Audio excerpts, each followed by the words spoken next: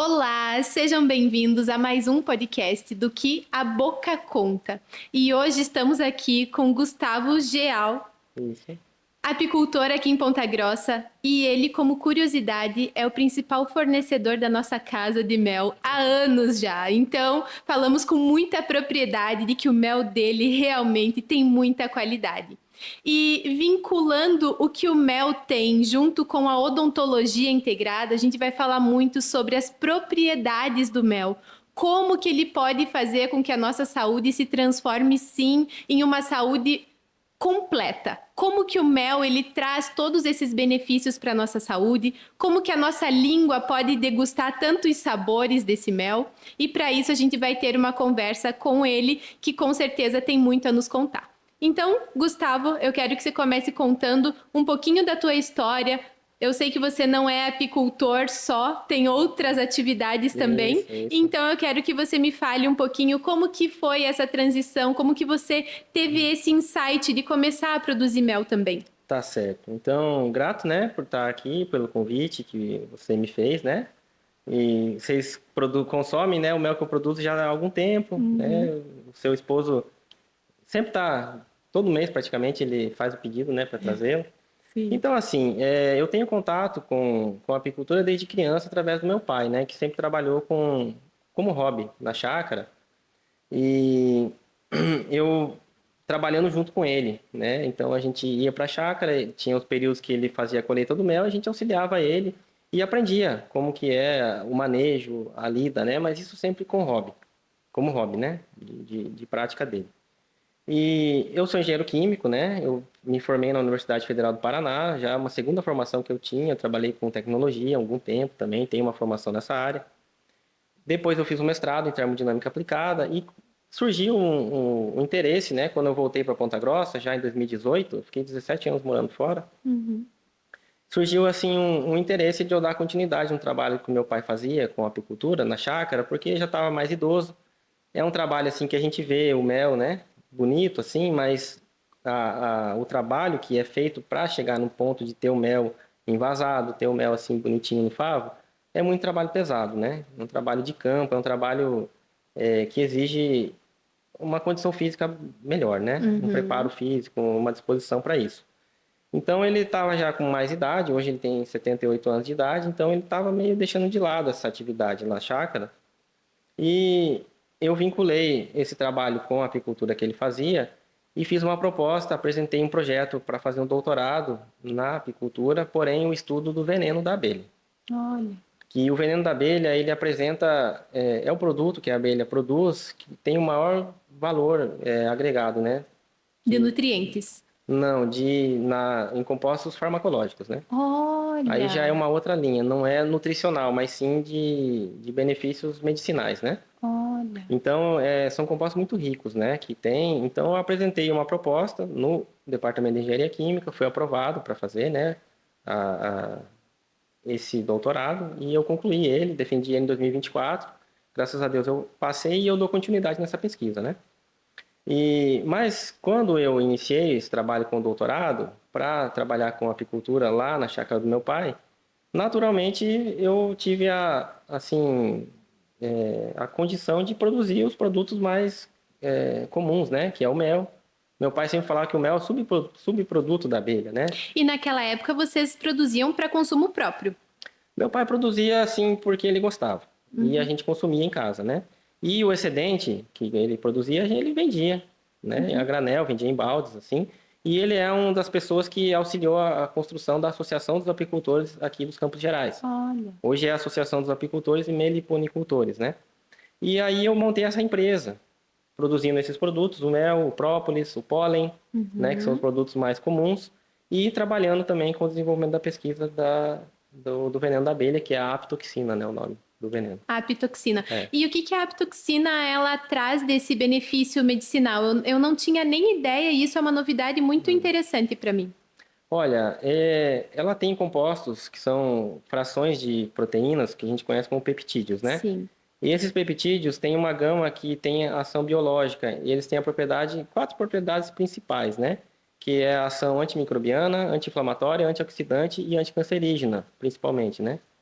E então, o composto mais famoso, mais estudado é a melitina, que é um peptídeo que tem uma cadeia de 23 aminoácidos bem definidas e ela atua principalmente na ação anti-inflamatória, né? Uhum. É comprovado a ação dos componentes do veneno da abelha para a cura de diversas doenças, né? Sejam autoimunes, câncer, né? Tem a comprovação já de cura de câncer, inclusive, né? Recente agora foi publicado no Instituto de Pesquisa da Austrália, comprovou a ação da melitina, que é o componente majoritário do veneno, na cura de câncer de mama, né? E essa extração desses compostos precisa ser feito pode ser feito com a abelha viva ou não? É só com a abelha viva. Só com a abelha A gente viva. tem um mecanismo de colheita, né, do veneno, que a gente fala, né, a coleta do veneno, Uhum. que a gente não mata a abelha, né? Porque se a gente for pegar abelha por abelha, ela produz 0,02 miligramas por abelha. Para a gente Olha. obter uma quantidade assim significativa, é muita abelha. Se a gente for espremer o ferrão, a gente vai contaminar também a amostra, Ah, porque vai sim. espremer um pouquinho do tecido dela, do estômago dela, então Uhum. vai contaminar a extração. Uhum. Era feito assim, para estudo, mas viu que não tinha viabilidade. Então hoje a gente tem uma placa de vidro, onde a gente tem alguns arames, assim, pode-se dizer, que a gente dá um choquinho elétrico na abelha. A abelha, Entendi. ela senta naquele coletor, onde ela tem contato com aqueles arames, né?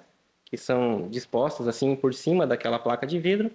E aí ela recebe um choquinho e ela contrai o abdômen. Na contração do abdômen, ela deposita o veneno ali e ela continua viva. Uhum. Sai voando Ótimo. normal. Que ótimo. E esse composto ativo medicinal, ele ainda está em fase de estudo? Ele não veio para o mercado ainda? Não foi? Como é que está Não. essa fase? Existem produtos, né, com veneno bruto, mas a limitação da utilização do veneno é principalmente em relação à possibilidade de ele ocasionar alergia, que é uma reação alérgica, Ah, ou anafilaxia, que é o choque anafilático, né?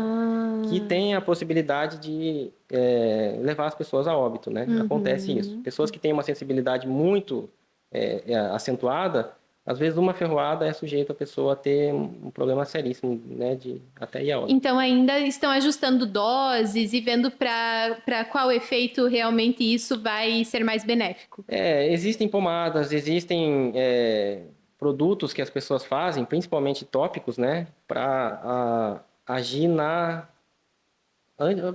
situação inflamatória que as pessoas têm. Por exemplo, a artrite reumatoide. Uhum. É uma doença que o veneno da abelha é comprovado que as pessoas podem ser curadas. E hoje em dia já tem produtos no mercado que fazem essa ação. Tem, Que joia! tem. Mas a limitação é por conta da reação alérgica, né? Aham. Então, o meu estudo é apresentar uma proposta, né, um desenvolvimento de pesquisa que a gente consiga separar esses compostos. Uhum. Porque as enzimas que estão presentes no veneno da abelha são as principais responsáveis pelo processo alérgico. Uhum. Então, a gente está desenvolvendo um mecanismo de separação que a gente separa os compostos que têm interesse com ação biológica, que são os peptídeos, das enzimas e demais componentes. Entendi. Mas algo muito fino, é uma química muito fina, né? Uhum. Porque as enzimas, elas são compostos similares aos peptídeos. Então, as enzimas são compostos de cadeia carbônica, né? De cadeia de aminoácidos com mais de 80 aminoácidos. E Uhum. os peptídeos que têm ação biológica é até 30 aminoácidos. E nessa questão assim mais holística, eu digo no sentido global do produto da abelha principal que a gente conhece, que é o mel, né? Que ele também tem ação antioxidante, anti-inflamatória, né? E que tem muita propriedade para nosso sistema imunológico e tudo mais. Todo esse peptídeo que está nessa ação medicinal do veneno da abelha, em alguma proporção também a gente encontra ele no mel? Não, são outras propriedades. O mel tem a ação antioxidante, anti-inflamatória e antimicrobiana. E ele atua principalmente no fortalecimento do sistema imunológico através do consumo assim constante, né? Diário. O que digamos assim, dá a característica antimicrobiana para o mel é a composição dele pelas enzimas que a abelha ela coleta o néctar das flores, no caso do mel floral, né? Uhum. Ela coleta o néctar dessas flores e ela elabora através das enzimas que ela tem no processo do corpo dela mesmo, né? Uhum. E essas enzimas transformam o néctar em mel. E aí adiciona-se essas enzimas ao mel e faz uma concentração, né, da sacarose, que é a frutose, mais a glicose. São duas moléculas, né, que formam a sacarose. Uma das enzimas, ela quebra esses compostos em frutose e glicose, e aí deixa o mel em alta concentração. Essa alta concentração de mel, de açúcares, né, no mel, em torno de 80%, ele dá a propriedade antimicrobiana para o mel, junto com as enzimas que a abelha também elabora na sua Produz no mandíbula, né? corpinho. Tem uma outra enzima, além da invertase, né, que faz a quebra da sacarose, que é a... Eu esqueci o nome da enzima agora, mas ela também produz o peróxido de hidrogênio, que a gente conhece como água oxigenada, né?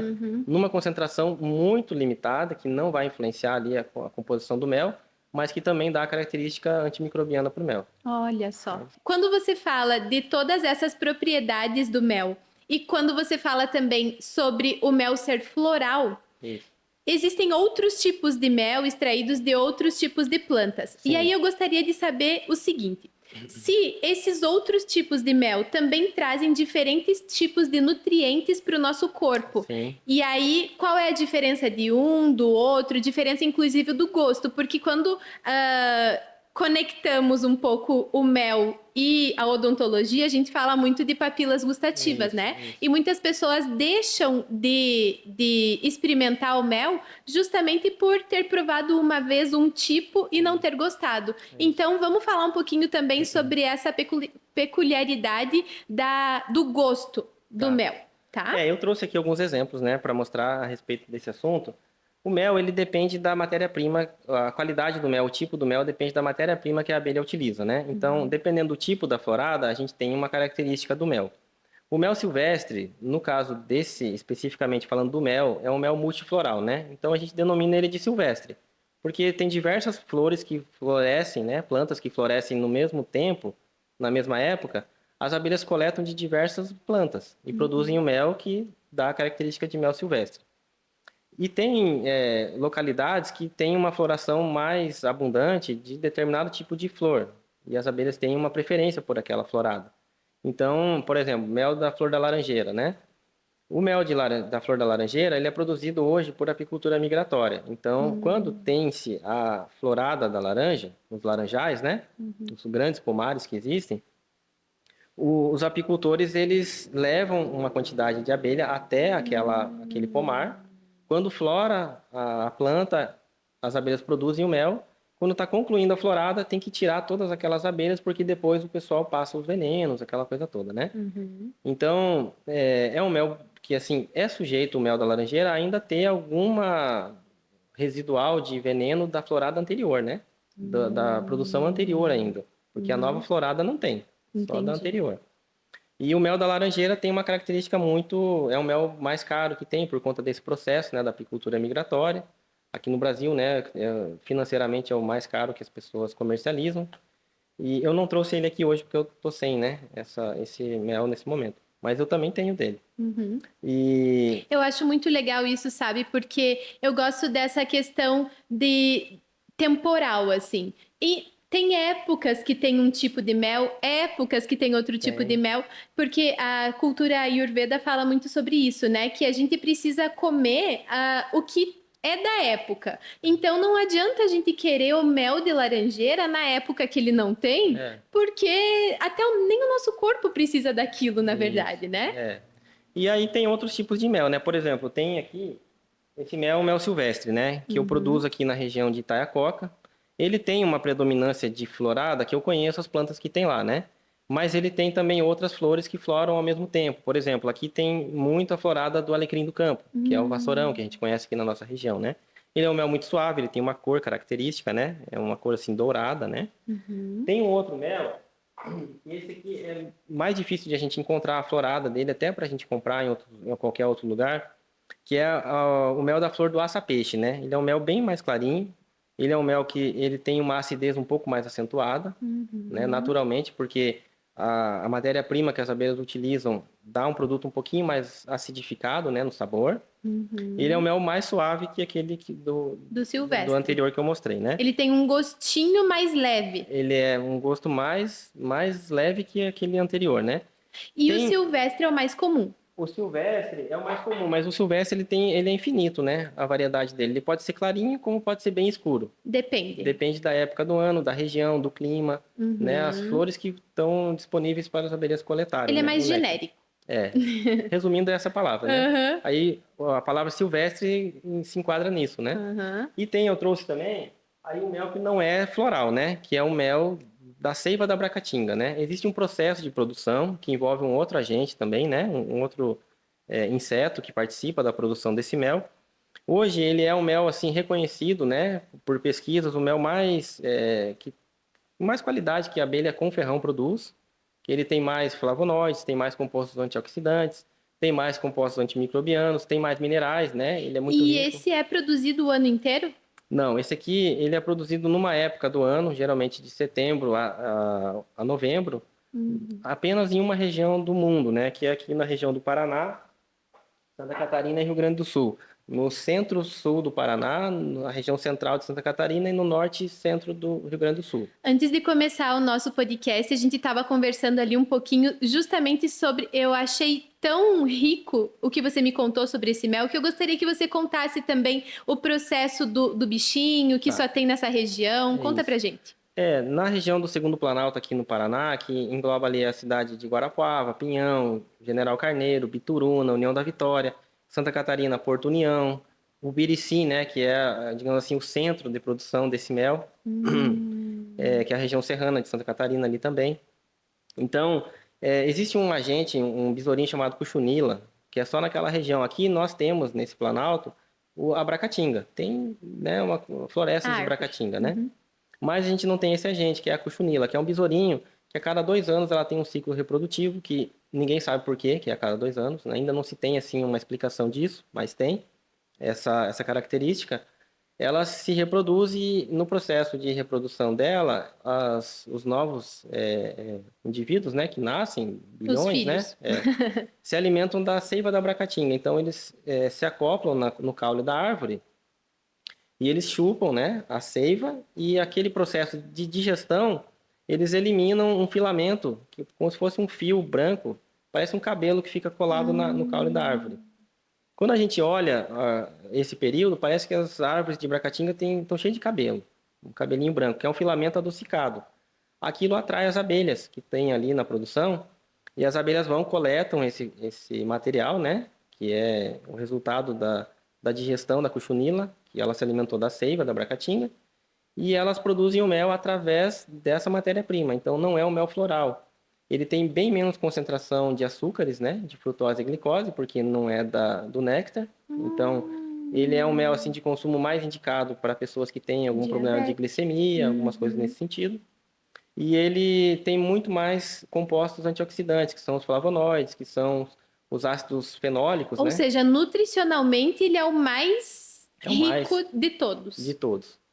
Sem essa parte do açúcar, né, que é a parte energética, que é a frutose e a glicose, a parte mineral, a parte de compostos benéficos para o organismo é muito maior. Olha só. E ele é difundido no mundo todo ou a gente aqui é que tem o maior privilégio? As pessoas sabem sobre isso? Você que vende mel, todo mundo fica assim surpreso como eu ou algumas pessoas já entendem um pouco sobre Não, a isso? maioria não conhece. Não É conhece. que assim, hoje tem no mundo, né, a estimativa que a gente tem aqui na região, não existe nenhum lugar do planeta que tenha esse mel, é só nessa região que eu citei, né, que é nossos vizinhos aqui, né. Que privilégio. 95% desse mel, ele já é exportado antes de produzir. Então, Olha o só. principal comprador desse mel é a Alemanha, né? É Então, assim, mesmo. é mesmo, infelizmente, né? Porque as pessoas não conhecem. E aqui no Brasil fica só um pouquinho, né? E quem conhece, e tem gente que me procura, você tem o mel do melado da Abracatinga? Eu falei, tenho. Eu falei, ufa, ainda bem que eu encontrei. Porque é difícil Que de encontrar esse joia. mel, né? Não é Aham. todo lugar que produz. São bem poucos lugares, né? Agora que eu sei, você pode reservar um por mês desse. Mas ele é menos doce, né? Por exemplo, a Aham. minha esposa, ela não gosta Ah, do não sabor gosta? dele. Ele tem um gosto mais amadeirado, né? Eu tenho aqui, se quiser provar, quer provar agora? Eu quero. Então pronto. Vamos Ó, ver como é que é isso. pode pegar aqui.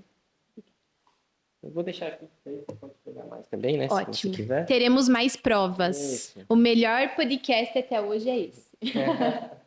Ó, esse aqui é o mel do melato da Bracatinga.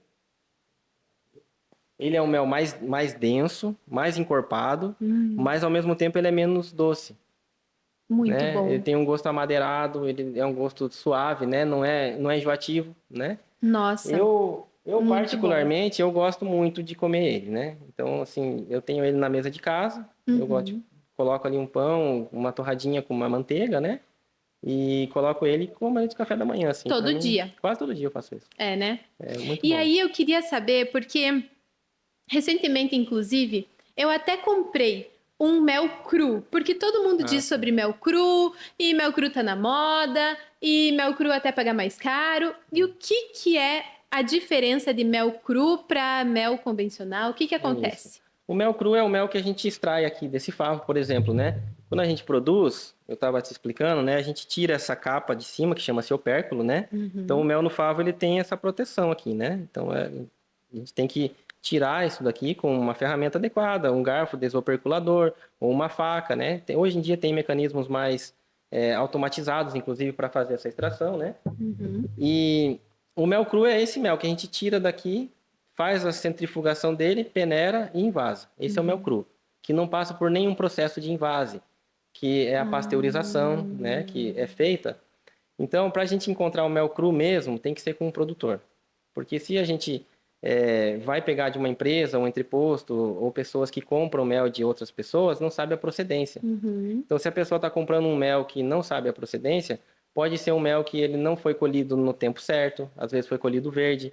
O mel, para ser maduro, para ser colhido de uma maneira Hum. que seja segura o consumo, ele tem que estar operculado, ele tem que estar fechado. Muitas das vezes a gente vai ver o favo, ele está aberto aqui ainda, e aí ele ainda não está pronto porque ele está com um pouco de excesso de umidade. Aquele Uhum. excesso de umidade, ele já pode proporcionar uma fermentação no mel, né? Então, o que as empresas fazem? Elas pegam o mel, como não sabem a procedência, como foi feito o processo de extração do mel, elas pasteurizam o mel, submetem o mel a elevadas temperaturas. Isso vai ocasionar a quebra das enzimas, dos compostos ativos, os compostos vivos, né, que estão presentes no mel, probióticos, as enzimas, né, que têm ação anti-inflamatória, antimicrobiana, Uhum. e esses compostos vão ser quebrados com a pasteurização. Por isso que não Hum. é um mel cru. Aí dá-se o nome de mel cru, o mel que é extraído direto do favo, apenas peneirado, né, não é aquecido e é envasado. Ou seja, esse mel cru ele também pode ter um pouco de como a gente não é dejetos, mas ele pode ter um pouco desse opérculo também, assim? Ou não? A peneira ela é bem A fininha. peneira é bem fina. O Então é que um mel assim liso como o seu. esse mel aqui, por exemplo, é um mel cru, né? Porque foi eu que colhi, eu sei o processo de produção dele, ele não foi aquecido, E hoje em né? dia não tem um selo que coloque mel cru ou mel não cru. A gente tem que saber com o produtor se isso foi feito ou não. As pessoas que produzem, né? Eu sou produtor, né? Então eu vendo o mel que eu produzo. Uhum, Eu posso garantir para a pessoa que aquele mel é cru, uhum. né? Eu acho que é a única forma de saber, porque tá no rótulo a informação, a gente não tem como saber, né? Exatamente. E Então, aí, dentro dessa questão, para a gente conseguir entender o que, que é um mel de boa qualidade, um mel talvez de não tão boa qualidade, como que a gente pode identificar na prateleira do mercado se as pessoas não têm acesso ao produtor, como é, graças a Deus, a nossa facilidade aqui, mas como que a pessoa pode saber e entender se está comprando um mel bom ou não? olhando a embalagem não tem como saber, né? A única maneira aí, se a pessoa comprou, ela existe um teste bem simples de ser feito, né? Que ela Uhum. pode identificar se aquele mel é adulterado ou não. Olha. O mel adulterado, ele é adicionado, geralmente a adulteração é feita com xarope de glucose, que é o resíduo do amido, né? Então é uma alta concentração de dextrose, né? A dextrose, ela não é saudável para o organismo, Uhum. né? Diferente da frutose e da glicose, que forma a molécula de sacarose colhida do néctar, né? Que ela tem uma condição de trazer muitos benefícios para o ser humano, né? A dextrose já é um outro tipo de açúcar, né? Oriundo de um processo químico, oriundo de um processo de extração, né? Então, é um resíduo de amido, na verdade, né? Uhum. E aí, como esse produto é barato, as pessoas fazem a adulteração com esse tipo de produto, geralmente, né? Assim, para nós, né, em casa, existe um processo seguro. As pessoas têm alguns testes que as pessoas falam, né? que é o teste do guardanapo, o teste de colocar um pouquinho de mel assim no prato para ver se ele forma alvéolos, né? Mas isso é só uma, digamos assim, uma cultura que não é fidedigna, né? Uhum. Porque o mel, quando ele é puro, ele tem a composição dele, ele tem uma dificuldade de solubilizar na água fria, digamos assim. Aí ele forma Ah, como se fosse distorções, né?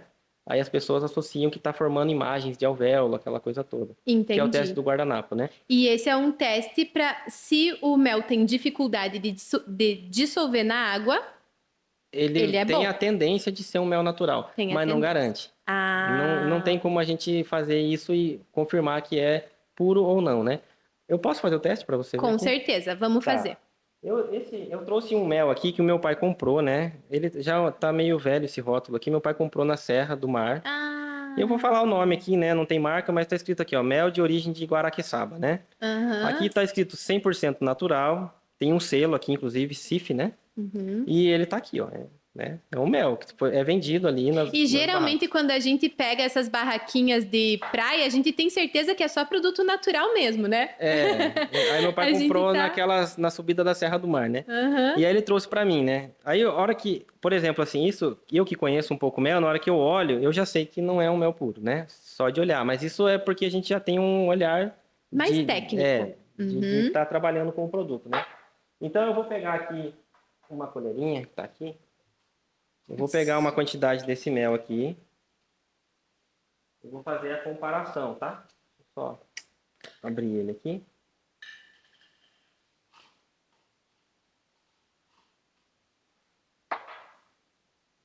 Uma colherinha pequena, mas a gente Dá conta dá conta. de saber o que que é. E esse mel agora na tua casa, ele fica só para exposição, né? Quem é Para que eu vai fazer a comer isso demonstração aí? quando as pessoas perguntam, eu já fiz diversas vezes essa demonstração aqui lá É? no escritório, né? Aí as pessoas às vezes me perguntam essa mesma pergunta, como que eu vou saber que o mel é puro ou não, né? Aham. Então eu vou deixar isso aqui. Eu vou pegar também um outro mel aqui. Esse mel aqui que eu produzo, né? Pode Ótimo. ser qualquer um deles, né? O mel do melado da abracatinga, como ele já é muito escuro, Não né? vamos desperdiçar ele. Ele é muito raro. Mas ele também tem essa propriedade que os outros mel apresentam, né? Esse aqui é o mel que eu Aham. produzo, né? Igual esse daqui, ó. Exatamente esse mel aqui, tá? Que eu te Uhum. mostrei, tá? Joia. Inclusive é o derradeiro mel que vocês pegaram comigo. É. Eu levei lá pro Alan, né? O de sempre, né? É. O Então de eu todo coloco aqui uma dia. quantidade aqui, tá? No fundo. Aham. Quero ver só se isso aqui tá o suficiente. Vou colocar só um pouquinho mais aqui, né? Só Uhum. para adicionar. Que é esse mel aqui de origem de Guaraqueçaba, né?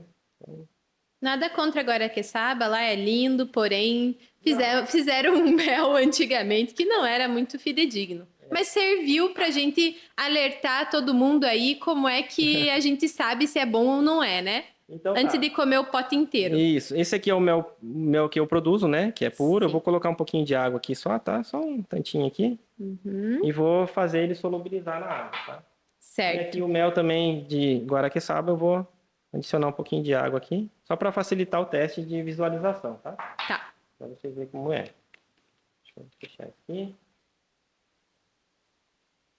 Eu podia ter trazido uma colherinha um pouco maior, né? Mas Ia facilitar a tua vida, né? Mas a gente tem uma colherinha. Serve ser de inox? Agora pode, né? pode? Mas aqui a gente dá Vai. conta aqui, é tranquilo, tá? É, né? Ele vai aqui.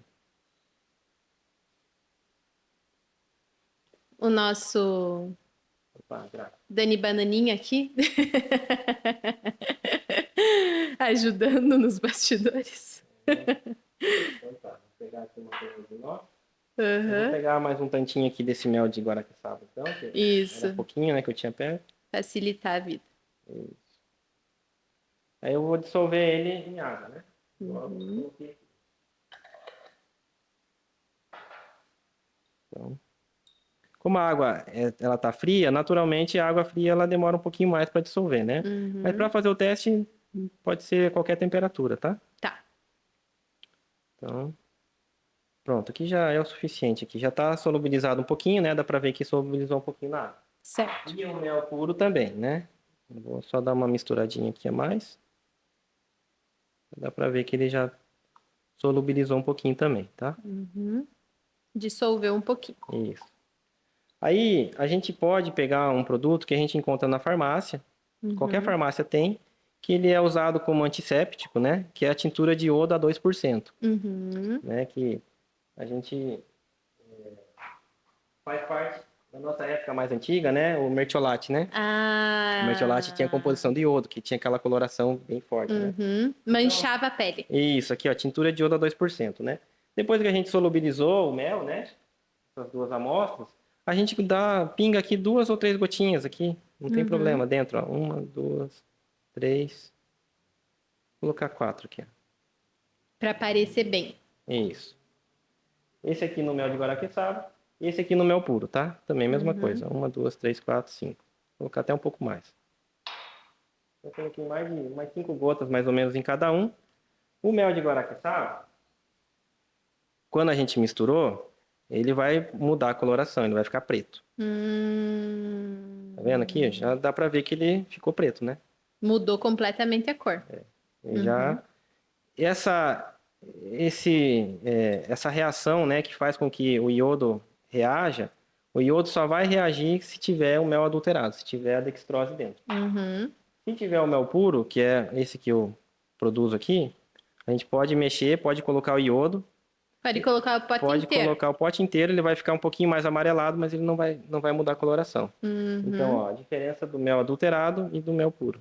É isso daqui, ó. Muito bom. Tá. E falando sobre isso, em relação a gente conseguir saber qual que é a diferença entre um e outro, um mel puro ou não, também tem a questão do cristalizado, né? Muitas pessoas acham que, não, vou jogar meu mel fora porque ele cristalizou. Cristalizar ou não tem a ver com a qualidade do mel? Tem a ver com a fonte da matéria-prima do mel. Por exemplo, o mel puro, o mel natural, ele vai cristalizar, independente de qual seja. O único mel que não cristaliza é o mel do melato da abacatinga, porque ele tem menos concentração de açúcares. Todo o mel floral ele vai cristalizar, alguns com mais facilidade, outros com menos facilidade. Existe o mel do eucalipto, eu não tenho ele aqui, mas eu produzo também, né, na região onde eu tenho algumas caixas que tem florais de eucalipto. Aí eu produzo, hoje eu não tenho ele. O mel de eucalipto ele tem uma característica de cristalizar com muita facilidade, mas é a matéria-prima que é utilizada. O mel do capixingui, que é um mel que é produzido mais na região de Arapoti, é uma outra planta aqui nossa, né, da Floresta Atlântica, ele, assim, a gente colhe, ele cristaliza até no calor. Tanta facilidade que ele tem. Porque ele tem mais concentração ainda de açúcares. Então, quanto mais açúcar no mel, mais fácil ele cristaliza. Mais fácil de cristalizar. E aí tem a questão, né, da dica da vovó, que é colocar no banho-maria e aquecer ele e ele vai voltar ao estado original. Isso. E aí entra um ponto em que também o Ayurveda trouxe uma informação e eu queria ver com você sobre isso. Fazer receitas com mel, ou seja, adoçar um bolo com mel, colocar no forno e tudo. Esse aquecer do mel tira realmente as propriedades dele? Com certeza.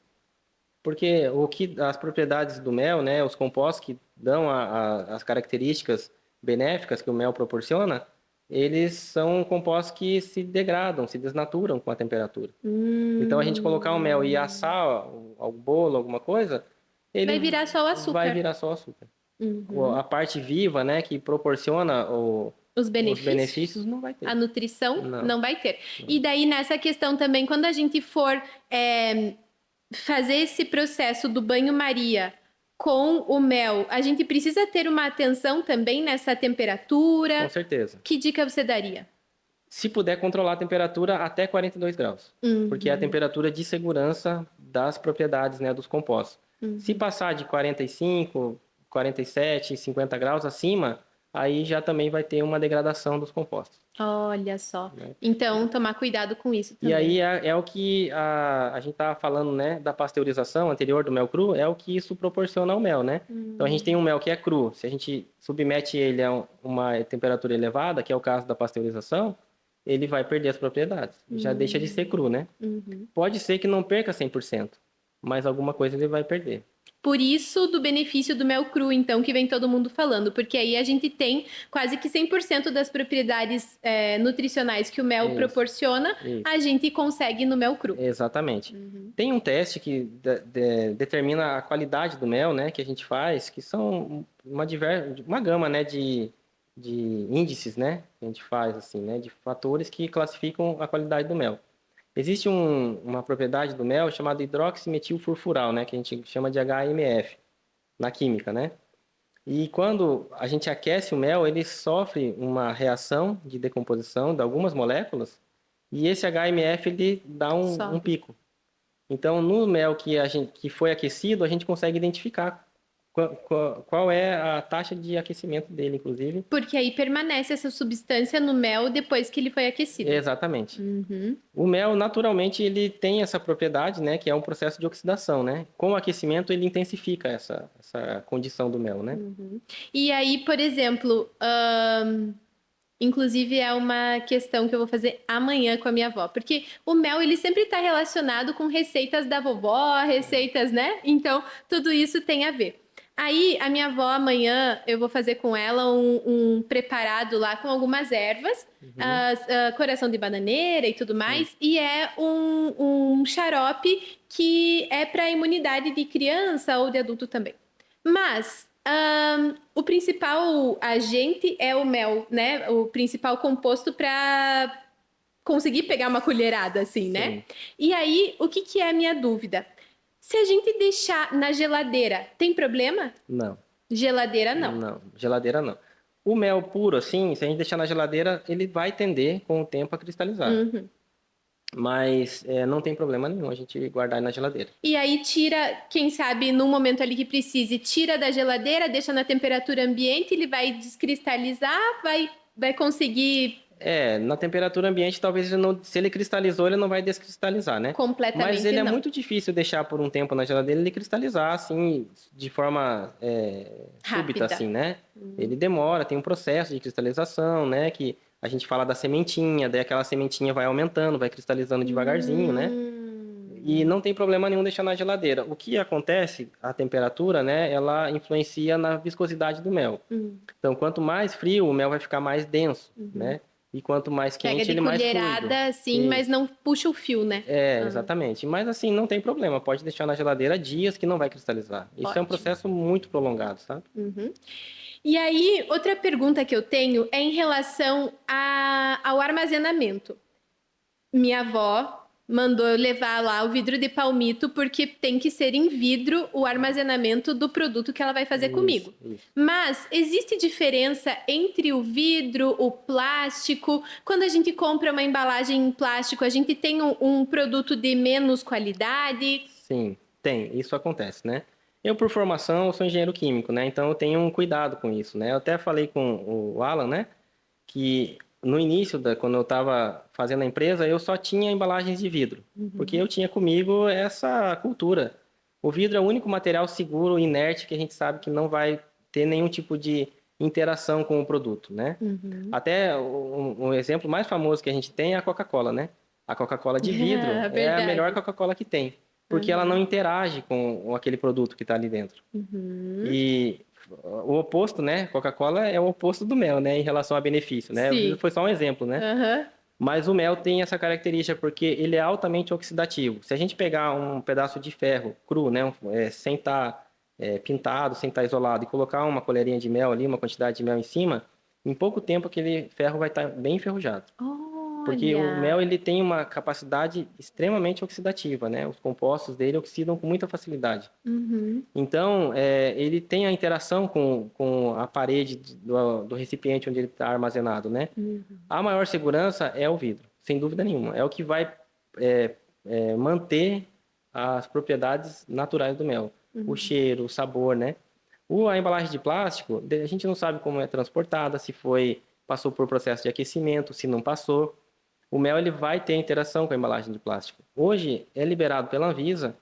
Eu não concordo, mas a Anvisa liberou, né? Então a gente atende às normas. É liberado inclusive PET para armazenar mel.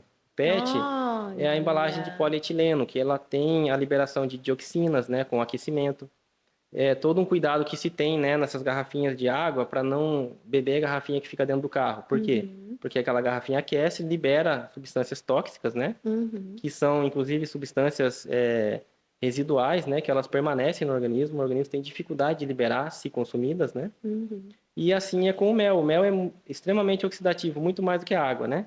Então, se a gente está numa embalagem de plástico, de PET, por exemplo, claro que vai ter a interação do mel com a embalagem. É possível ver quando tem uma embalagem de plástico mais antiga, o mel está armazenado há algum tempo naquela embalagem. Se abrir o mel, a gente sente o cheiro do mel misturado com plástico. Isso Olha. acontece. Porque está há muito tempo ali, o mel interagiu com aquele recipiente, com aquela embalagem, né? O Ainda vidro mais, não. ainda mais quando a gente lembra de algumas histórias, assim como, por exemplo, o mel das tumbas, né? Que é real, você me falou, né? Que realmente o mel, se ele não for colocado a nenhum tipo de agressor ali, ele realmente pode durar muito tempo. E muitas pessoas que não têm esse consumo diário, que não acaba com o mel com grande rapidez, deixar esse invólucro ali de plástico pode sim danificar, então, a qualidade dele a longo prazo. Com certeza. Ele modifica a qualidade do mel. O vidro é o que a gente tem de segurança inerte, né? É o material mais inerte que a gente tem para armazenar, mais seguro, né? Então, o vidro, aí depois, com a insistência das pessoas, eu fiz ainda embalagens, né, de plástico. Aí eu procurei a embalagem mais adequada possível, né, alimentícia, digamos assim, né? Então, eu uso uma embalagem de propileno hoje, né? Que não tem tanta interação. Que ela tem bem menos interação que o PET, por exemplo, né? É a embalagem mais indicada para armazenar produtos de alimentos, assim, né? E aí, quando a gente fala, então, sobre os subprodutos, né, também, que gera ali o própolis, você trouxe o pólen também? Trouxe o pólen também. Isso também é novidade para mim. Eu quero que você me conte. Outra das receitas que eu tenho para fazer diariamente, o uso para a imunidade, uma delas é tomar própolis verde todo dia, Sim. né? Inclusive o que tem aqui nosso, teu, eu não sei se é o verde, eu acho que é o marrom. Sim. Né? Isso. E eu quero que você me conte então a diferença entre os própolis e qual que é a propriedade ali de um e de outro. O própolis, ele já é uma outra substância bem rica, né? Que a abelha proporciona, né? A palavra própolis, ela vem do grego, né? Que pró é em prol, né? Digamos assim, em defesa da policidade, né? Então, ela tem uma tradução de defesa da cidade, né? Que a cidade é a colmeia, digamos assim, né? O própolis, ele, para a abelha, ele tem uma função de proteção e de asepsia da colmeia, né? Do local onde a colmeia está instalada. Então, elas utilizam o própolis para fazer vedação, para fazer a desinfecção. Quando dentro da colmeia, isso tem relatos diversos, né? Às vezes entra um invasor grande, um rato, por exemplo. O sujeito entrar na colmeia, as abelhas vão atacar ele e vão matar ele. Ele está morto, as abelhas não conseguem carregar o corpo, né, que ficou lá, né, a matéria daquele ratinho lá. E elas fazem uma camada em volta daquele animal que foi morto, seja rato ou qualquer outro tipo, de própolis. Elas isolam aquele corpo lá 100% e mumificam o ratinho, né? Fica mumificado, impossibilitado de ter uma decomposição sobre aquele material. Então, ele não decompõe, não Muito atrai. interessante, porque uma das questões aqui em casa também é que eu faço todo o kit imunidade ali e a gente deixa para pingar o própolis por último, né? E aí, depois que toma, se você não lava o copo logo em seguida, o própolis ele gruda no vidro, que é uma coisa louca, quase que ele não sai tem que esfregar com a bucha para ele sair. Não precisa. Aí é só espirrar um pouquinho de álcool que ele sai na hora, bem rapidinho. Não precisa tanto esforço. Porque assim, o própolis, hoje existe o própolis aquoso, né? Qual que é a diferença do própolis aquoso e do hidroalcoólico? Eu produzo somente o hidroalcoólico, né? Porque o aquoso, ele precisa de um destilador, tranquilo de fazer, não tem nada assim de muito segredo, né? Mas o hidroalcoólico, ele tem a condição de extrair todas as propriedades da resina. O própolis, ele é produzido em uma resina, né? Que a abelha produz. Ela também coleta das plantas. O que diferencia o própolis marrom, verde, amarelo e vermelho que a gente tem hoje em dia é a matéria-prima que as abelhas utilizam também. Então, elas coletam de determinadas plantas, né? Por exemplo, o verde é o mais famoso porque ele tem uma substância chamada artepilina C, que ele é um anti-inflamatório muito potente, né? Ele não está associado à vitamina C. A vitamina C, ela tem uma ação num meio diferente da artepilina C. A artepilina C, ela é um anti-inflamatório bem potente para o organismo, né? E ela só está presente no própolis verde. Mas todos os própolis, eles têm 4 propriedades principais também, assim como o veneno da abelha. Ele é muito rico. Ele é anti-inflamatório, antioxidante, antimicrobiano e anticancerígeno. Potente. E uma potência, assim, extraordinária, né? Isso qualquer um dos 4. Qualquer um dos 4 apresentam essas propriedades. Alguns têm uma característica de atuação mais em determinado tipo de situação do organismo. Por exemplo, o própolis amarelo, ele tem a fonte de matéria-prima dele é o álamo. O álamo aqui na América do Sul, ele tem uma produção no Rio Grande do Sul, na divisa com o Uruguai. Tem uma região que tem uma plantação de álamo, né, nativo, digamos assim, e lá produz o própolis amarelo. É um própolis diferente, é uma resina, né? A gente fala a própolis, né, porque é uma resina, então ele tem Entendi. esse artigo feminino, né? A gente fala o própolis, né, naturalmente, mas o correto é a própolis mesmo, né? Aqui na nossa região tem o alecrim do campo, que é o vassourão, que ele dá origem ao própolis verde. Eu produzo em pequena quantidade aqui. Onde produzo mais quantidade desse própolis é em Minas Gerais. E boa parte do própolis é exportado principalmente para a Ásia, Japão especificamente, né? E o Japão conhece muito mais o própolis do que a gente. E eles importam assim lá, né? A gente exporta para eles. A maior produção que existe, assim, é tudo exportado para lá. Por que será, né? Não é à toa. Então, eles têm pesquisas muito mais avançadas que nós aqui. Eles conhecem as propriedades da resina muito mais do que a gente. E lá não é tão. Não é produzido. Não existe própolis lá. Não existe. Olha. Existem abelhas lá, podem produzir o própolis das plantas que eles têm lá na região, mas é pouca coisa, né? Existe o mel da cerejeira, né? Que é o sakura que eles falam. Existe o mel do sakura. A minha sogra é filha de orientais, né? Ela já filha de japoneses mesmo, né? E ela, na chácara dela, ela tem os sakuras lá, né? Até hoje eu tentei produzir, assim, o mel, né? Identificar o mel dessa cerejeira japonesa, né? Mas eu não consegui, porque quando ela flora, tem outras plantas que floram junto também. Aham. Ela flora no início do inverno, né? E daí tem algumas plantas, assim, do campo que também tem a florada lá, eu não sei identificar, né? Qual é o mel. Mas minha esposa foi pro Japão, ela me trouxe de presente o mel de sakura. Pra eu Provar. conhecer, né? Aham. E que lá eles produzem, mas assim, não tem, eles importam. O própolis verde é aqui do Brasil, que é o vassourão, alecrim do campo, é a nossa planta daqui, né? Que Então, coisa. aqui na região de Itaiacoca, na Que Ponta rico. Grossa, tem diversos, assim, campos e campos de alecrim do campo, né? Que é o vassourão. Mas não é tanta produção, porque ele também depende de um agente que ele consiga romper primeiro, né? Fazer com que seja saia o exudato, né? A seiva daquela planta nos cantinhos dos galhos, assim, às vezes tem um bichinho, um besourinho que rói aquilo e expõe. Aqui a gente tem pouca quantidade também desse agente, né? E por isso, então, que ele tem um valor muito mais caro do que o próprio mel, porque não é produzido em tanta larga escala pelas abelhas, e aí, e por conta dessas propriedades também. A produção assim da própolis por colmeia, né, produz um pouco menos, né? Mas elas produzem uma quantidade específica, tem toda uma técnica de produção. Aqui a minha produção é pequena, porque eu não tenho uma área grande, né, do alecrim do campo para produzir, mas eu produzo. E o própolis marrom na nossa região é o que a gente mais tem, que são as plantas nossas aqui da Floresta Atlântica, o pinheiro, a aroeira, plantas de pomares, pessegueiro, essas plantas assim nativas nossas aqui também, elas produzem o própolis marrom daí, que é uma mistura de matéria-prima daí de diversas plantas. Que pode ter o verde junto. Pode ter, mas assim o verde, o que caracteriza a propriedade do própolis é a cor da resina. Então o marrom, ele é marrom mesmo. Eu não tenho a resina, eu não trouxe a resina aqui para te mostrar. O verde é verde mesmo. Entendi. Mas o amarelo tem a coloração bem amarelada, dourada, né? E o vermelho só é produzido em uma região do mundo, no Brasil, aqui é produzido na região de Mangue, que tem uma planta lá no estado do Alagoas, só no estado do Alagoas. Na região de Mangue tem uma planta específica que a abelha consegue extrair a matéria-prima para produzir a própolis vermelha. O quilo dessa própolis vermelha é comercializada em torno de R$ 1.000. Ela é bem cara. Uau! E só tem lá. E a propriedade dela é muito diferente das que a gente tem aqui?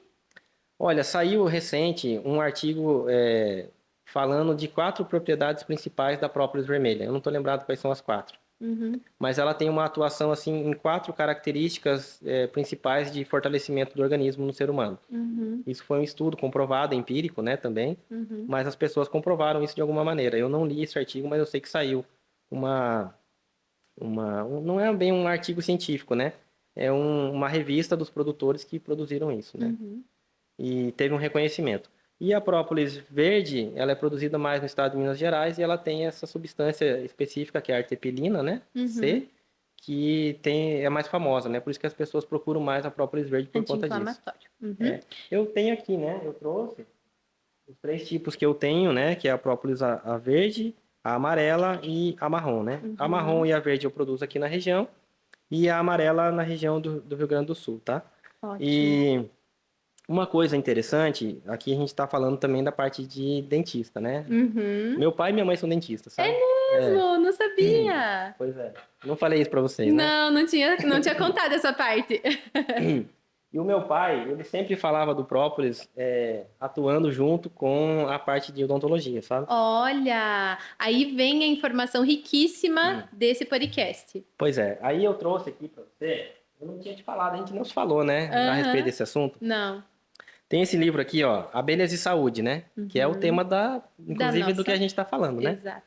E a pessoa, né, que escreveu esse livro é o Ernesto Breyer, né? Ulrich Breyer. Ou Breyer, né, melhor dizendo. Breyer, eles têm uma empresa em União da Vitória. Eles são grandes exportadores, principalmente do mel do melado da Abracatinga, que é a região onde Uhum. produz. Então, eles concentram toda a produção daquela região neles e eles fazem a exportação desse mel. Uhum. Antes de produzir, eles já têm o contrato de exportação, né? Uhum. Eles são um dos grandes produtores aqui no Brasil, né? Essa família Breyer. Esse senhor chamado Ernesto, né? É o precursor. Ele escreveu esse livro, eu tô com a segunda edição aqui, de 1982, tá? Olha, E esse livro eu posso te emprestar sem nenhum problema, com tá? certeza. Quero muito. Eu tenho esse livro e boa parte, 70% desse livro, ele fala a respeito da própolis, né? Especificamente aqui na nossa região, a própolis marrom, né? Que ele fez um estudo mais aprofundado, porque Uhum. não tem a verde ali na região onde ele fez, né? Então ele fala da própolis sem especificar o tipo da própolis, né? Uhum. Nessa época não existia essa classificação, né? Uhum. E tem um capítulo aqui que eu quero mostrar para você, que é a propolina e os dentes e outras possibilidades de uso eficiente e curativo, né? Então, ele mostra que o uso da própolis em substituição a pessoas que têm algum tipo de restrição com anestesia, tratamento depois que a pessoa faz algum tipo de cirurgia, né, cirúrgico, remoção de Uhum. algum Dente. dente, alguma coisa mais invasiva, Uhum. o tratamento com a própolis na recuperação e na condição de não deixar aquilo inflamar, não deixar algum tipo de Melhorar a micro-organismo, cicatrização. melhora a cicatrização. Então aqui ele descreve com exemplos práticos, inclusive, né, de coisas que ele fez nesse livro, diretamente atuando na parte da odontologia. Olha que O legal. meu pai, ele tinha contato com essa pessoa, né? Meu pai também é dos antigos. E ele chegou a usar a própolis nos Nos tratamentos dentários, pacientes. nos pacientes, né? Aham. Então, ele é um composto, assim, de baixo custo financeiro, Uhum. de fácil acessibilidade, e ele pode ser utilizado tanto em pasta, né, com uma emulsão, Uhum. quanto em uma forma líquida, né? Então, nas duas maneiras, Gotejar ali. gotejar. Aham. Pega uma pipeta, coloca onde foi feito o corte, foi feito. Aí ele fala de doenças, né, de gengiva, gengivite. Ele fala até esses termos aqui no livro, Olha que sabe? legal. Ele fala de doenças associadas a inflamações, né, na boca. Deixa eu achar aqui, eu já te falo aqui especificamente. Eu já escutei também sobre o própolis, quando sai ferida de herpes nas pessoas, assim. É, Pingar o própolis ali facilita e até antecipa a atuação do vírus ali, né? isso. Inclusive, você falou em herpes, tem 2 tópicos, ó. própolis e herpes zoster. Viu? As duas, né? Uhum. Ele fala aqui da atuação da própolis diretamente na cura, na diabetes também. Isso aqui ele é meio precursor nesse estudo, mas ele fala com propriedade isso aqui. Depois desse livro, tem diversos artigos científicos que comprovam tudo isso que está aqui de uma maneira mais aprofundada, né? Mas, ó, ele fala da diabetes, ele fala das herpes, né? Dos tipos de herpes, outros tipos de vírus, fala do câncer também, tá? E fala aqui da parte dental, né? Alguns tratamentos que foram comprovados usando tanto a tintura, que é o líquido, né? Que a gente faz a extração, quanto a parte da pasta, né? Que dá a emulsão também passando ali para poder preservar, tá? E esse outro formato de emulsão ou pasta, o paciente mesmo faz, a gente mesmo faz a partir dessas gotas com mais algum outro composto ali ou já tem pronto para vender? Tem pronto para vender. Eu não Na produzo. farmácia? Na farmácia eu acho que não Não. encontra hoje em dia. Manipulação? Não. Pode ser que eu não tenho esse conhecimento, sabe? É. Pode ser que seja feito, né? Aham. Mas precisa de uma matéria-prima de confiança, qualidade. de qualidade. Então, o ideal é a gente produz essas emulsões. Eu não produzo, né? A gente fala assim, as empresas que produzem, elas pegam a borra da extração, né? Que a gente faz essa extração da tintura e através da borra faz alguma emulsão, adicionam alguns compostos, né? Como se fizesse uma pomada mesmo. Olha que legal. Aí faz a adição numa determinada concentração e daí pode utilizar diretamente de uso tópico, né? Muito legal. Tá? E aí, o que me deixou também e obrigada, vou ler esse livro e assim que eu terminar eu te devolvo. Dizem que tem coisas que a gente não empresta, né? É dinheiro e livro, né? O Alan é bem ciumento com o livro também. É isso. Mas assim, não tem problema. Outro dia eu pego com ele lá. Isso tá? mesmo. Esse aqui E vai vale a ser- pena você ler. Esse daqui é bem legal. Vai agregar muito no conhecimento da própolis, né? Muito obrigada. E me conte um pouquinho mais agora sobre o pólen. O pólen, ele é a parte proteica do mel. É a parte proteica que a abelha utiliza, né? Proteica? O pólen, ele tem em torno de Olha! 35% de proteína vegetal, né? Uau, não conhecia. O pólen, eu trouxe ele aqui, né? Eu comercializo ele no vidro também, né?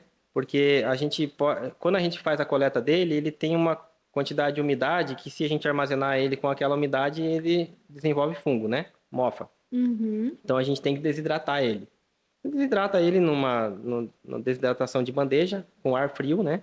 Porque ele também é composto por tem enzimas, tem diversos compostos aqui que tem a ação anti-inflamatória, antimicrobiana, que se exposto a temperatura alta decompõe, né? Ou desnatura. O pólen ele é retirado diretamente da planta. Tem um assunto muito interessante a respeito do pólen. E a abelha usa ela como uma fonte de proteína. Então, o mel, o néctar ou o melado da bracatinga, né? A fonte de açúcar Energia. é a energética e a parte proteica é o pólen.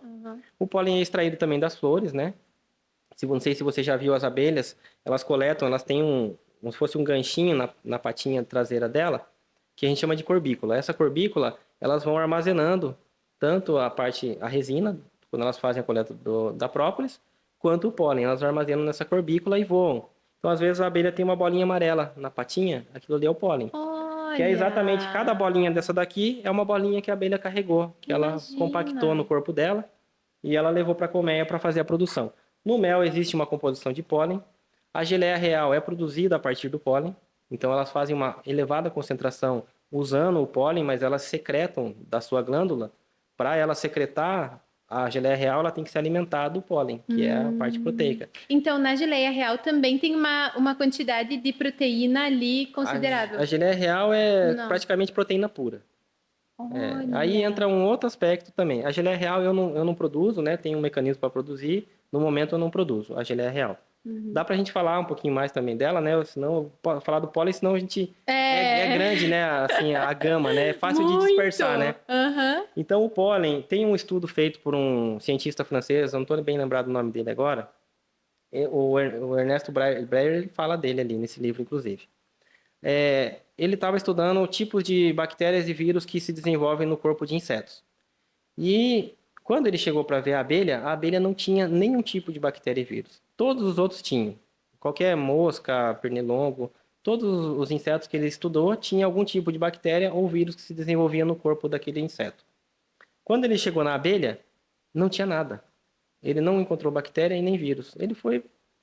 Aquilo chamou a atenção da equipe e as pessoas começaram a pesquisar o porquê disso. Descobriram que a abelha então secreta uma propriedade, faz uma secreção no corpo dela, todo ela, e essa secreção ela apresenta uma propriedade antimicrobiana poderosíssima. Nenhuma bactéria ou vírus consegue se desenvolver numa abelha viva. A abelha viva não tem qualquer tipo de influência, né? Ou seja, é limpíssima. É limpíssima. Por conta dessa secreção que ela elimina no corpo dela. Elimina não, né? Ela secreta. E quando ela compacta o pólen no corpo dela, essa secreção começa a fazer parte do pólen. Ela transfere, né? Essa secreção para o pólen. E o pólen, ele tem uma propriedade antimicrobiana devido à secreção da abelha. Porque Essa a abelha, secreção externa que ela essa faz. secreção do corpo da abelha. Então, o pólen, ele apresenta uma propriedade antimicrobiana, auxilia, né, no fortalecimento do sistema imunológico, por conta dessa propriedade, dessa secreção que a abelha produz e transfere para o pólen. E aí, qual que é a quantidade que você falou ali, que tem cerca de 30... Em torno de 35% de proteína. O restante é carboidrato, tem outro tipo de composição, minerais, né? Vitaminas, não tem vitamina D, não tem, né? Porque precisa de um outro agente para produzir. E a vitamina B12 também não está presente, mas tem outros tipos de vitamina B aqui também. Caramba! Ele tem quase todas as vitaminas que precisa, né? Que poderoso! Ele é rico em mineral também, tem uma quantidade de mineral bem considerável, né? E a abelha coleta da E isso natureza. também é muito raro, né? É só produtores mesmo para ter isso, porque eu nunca vi numa bancada de loja de produto natural o pólen. Pólen? Olha, é para ser um produto mais acessível esse aqui. Ah, é? É para ser, assim. Às vezes não tem, porque às vezes aquela loja não tem um fornecedor, né? Alguma coisa assim. Mas ele é um produto mais acessível, assim, sabe? Que Ele tem um joia. processo de produção, né? Porque isso daqui a abelha ia levar para dentro da colmeia para fazer a parte proteica, né? Ali da produção da manutenção da vida na colmeia, né? Porque a rainha, para ela fazer a postura, ela, digamos assim, colocar os ovos, né? Para perpetuar o enxame, ela precisa de proteína, precisa de alimento para isso, né? Para as novas larvas, né? Os ovos que ela fez a postura, elas precisam de alimento, precisam de proteína para se desenvolver. O crescimento depende da proteína, né? E vem a partir do pólen. A partir do pólen. As abelhas, elas secretam, né? Essa geleia real. Todas as larvas, eu não sei se você sabe disso, né? Esse assunto a gente não falou de nada, né? A gente tá falando tudo aqui, né? Tudo novidade. Eu tô com o olho assim, ó. Todas as abelhas, até 5 dias, recebem geleia real como alimento, né? O mesmo ovo que vai ser uma abelha operária, que vai viver 45 dias, em média, é o mesmo ovo que vai dar origem à rainha, que vai viver de 2 a 5 anos. É a mesma larva, não muda nada. A essência é a mesma. Ali, a origem, né? É o mesmo ovinho. O que muda é a alimentação dela. As que vão virar operárias e vão viver até 45 dias recebem geleia real até 5 dias. Depois elas recebem mel e pólen, né, como alimentação. E as que vão se transformar em rainha, elas só recebem geleia real. Então essa é a única diferença das que vão viver até 5 anos das que vivem 45 dias. Uau! A alimentação que elas recebem na fase larval. Só. A rainha, ela se forma em 16 dias, só com geleia real. Então, ela é maior, o corpo dela é maior. E a operária, ela recebe até o 5º dia geleia real para se desenvolver, né, para formar a pupa. E aí depois, né, da larva, ovo, larva, pupa e depois o indivíduo adulto, né? Então, dessa fase dela se transformar de ovo em larva, ela precisa da geleia real, que é a proteína pura, para poder se desenvolver. Depois disso, ela recebe mel e pólen como alimento. Né? E você já chegou a produzir geleia real ou nunca? Não produzir. Não? Não. Exige, assim, uma organização, exige um mecanismo organizacional. Não é difícil, mas exige, assim, algum tanto de organização para poder fazer, porque a gente tem que fazer com que o enxame queira produzir rainhas. A geleia real, a gente tira a rainha do enxame, proporciona como se fosse assim uma quantidade de larvas, né? Porque a abelha a larva que vai se tornar rainha, a gente tem que proporcionar essa condição até o 3º dia no máximo. Depois do 3º dia, a larva já não pode mais se transformar em rainha. Entendi. Então, até o 3º dia, a gente tem que colocar umas cúpulas com larvas novas, né? Com ovos. A gente já preparar aquele enxame, remover a rainha delas, para que elas peguem todas aquelas cúpulas com larvas novas e queiram fazer rainhas. Então, elas fazem uma quantidade de cúpulas, né? O que a gente, digamos assim, faz uma simulação que aquilo é um alvéolo natural dela. E elas, naquelas cúpulas, elas começam a depositar geleia real naquelas larvas para produzir a rainha. E quando elas enchem de geleia real e tampam a realeira, que a gente fala, né?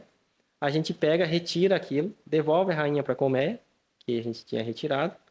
E todas aquelas futuras rainhas que estão cheias de geleia real ali, a gente destampa e faz a retirada da geleia real. Então a gente, digamos assim, engana, né, o enxame, e aí mata todas aquelas larvas que tinham a possibilidade de se tornarem rainhas.